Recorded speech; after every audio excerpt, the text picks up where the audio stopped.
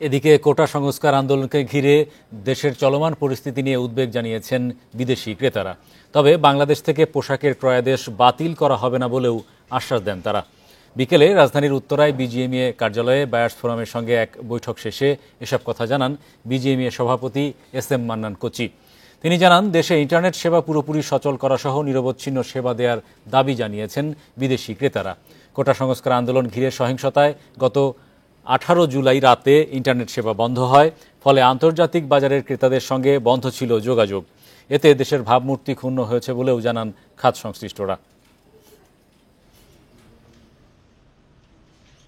তারা আশ্বস্ত করেছেন, যেহেতু আমাদের যে 4 দিন 5 দিন ডিলে হয়েছে, সেই কারণে যদি আমাদের কোনো প্রকার যথাসময়ে যদি আমরা মালটা রপ্তানি করতে না পারি, সে কারণে আমাদের কোনো প্রকার আমাদের ক্যান্সেলও করবে না এবং ডিসকাউন্টও করবে না, এবং সে বিষয়ে আমাদের আশ্বস্ত করেছেন, এমনকি ইয়ারও দিবে না। এ ব্যাপারে আমাদেরকে পজিটিভলি কথা দিয়েছেন। এ বিষয়ে আরও বিস্তারিত জানাতে উত্তরা থেকে আমাদের সঙ্গে যুক্ত হচ্ছেন সহকর্মী শফিউল আলম সুজন। সুজন, বৈঠকে কি কি বিষয়ে আলোচনা হয়েছে বিস্তারিত আমাদেরকে জানান।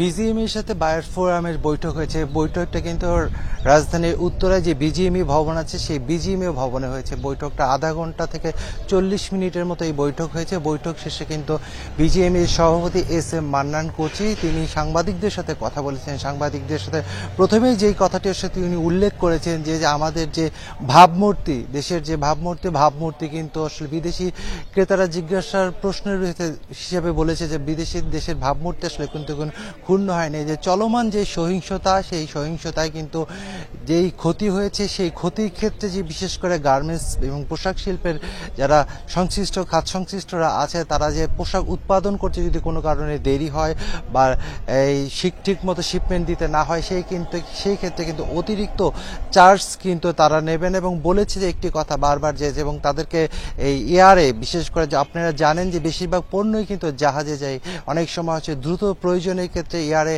শিপমেন্ট করা হয়, সেই ক্ষেত্রে তারাও কিন্তু নিশ্চয়তা দিয়েছে যে এয়ারেও কিন্তু তাদেরকে সেই পণ্য পৌঁছাতে হবে না। আরেকটি কথা না বললেই নয় যে এখানে এই বৈঠক হয়েছে, বৈঠকের ক্ষেত্রে বিদেশি যে ক্রেতারা আছে তারা কিন্তু একটি বিষয়ে খুবই জোর দিয়েছে, সেই ক্ষেত্রে হচ্ছে ইন্টারনেট। যে ইন্টারনেটের যে দ্রুত গতি, সেই দ্রুত গতি ইন্টারনেটের কথা কিন্তু তারা বারবার বলেছে এবং একই সাথে বলেছে যে নিরবিচ্ছিন্ন ইন্টারনেট যাতে সহজে পায় ক্রেতারা এবং এই ক্ষেত্রে তাদের সাথে যোগাযোগ যেমন কোনোভাবে বিচ্ছিন্ন না হয়, সেই দিকটিও নজর দিয়েছেন কিন্তু বিদেশি ক্রেতারা।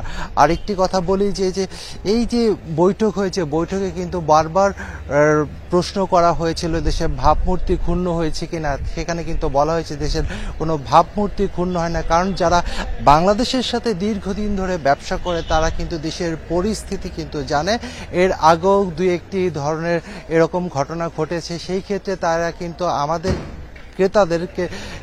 ক্রেতারা কিন্তু আশ্বস্ত করেছে, যারা আমরা বিক্রেতা বাংলাদেশের থেকে যারা বিদেশে পণ্য পাঠায়, সেই ক্ষেত্রে তারা আশ্বস্ত করেছে যে তারা কোনো ধরনের ক্ষতিপূরণ দিতে হবে না বাংলাদেশকে। এবং একই ধরনের সাথে হচ্ছে কিন্তু ধরনের এয়ারের খরচ বা অতিরিক্ত চার্জ, যে পণ্যটা ডিলে হওয়ার ক্ষেত্রে সেই অতিরিক্ত চার্জও কিন্তু আসলে বাংলাদেশের যারা আছে বিক্রেতা আছে তাদেরকে কিন্তু এই ধরনের। সর্বোপরি যদি বলতে যাই, এই 4 থেকে 5 দিন বা 1 সপ্তাহের মতো যে বন্ধ ছিল শিল্প কারখানা, এতে কিন্তু প্রায় বলা যায় 7,000 কোটি টাকার মতো ক্ষতি হয়েছে। সেই ক্ষতি কিভাবে পুষিয়ে নেওয়া যায় সেই ব্যাপারগুলো কিন্তু আলোচনা হয়েছে এবং সেই ক্ষতি কিন্তু আসলে সহজেই ক্ষতি পুষিয়ে নেওয়া সম্ভব না, যেটা ধীরে ধীরে আসলে সেই ক্ষতি পুষিয়ে নেওয়া সুজন আমাদের সঙ্গে যুক্ত হওয়ার জন্য।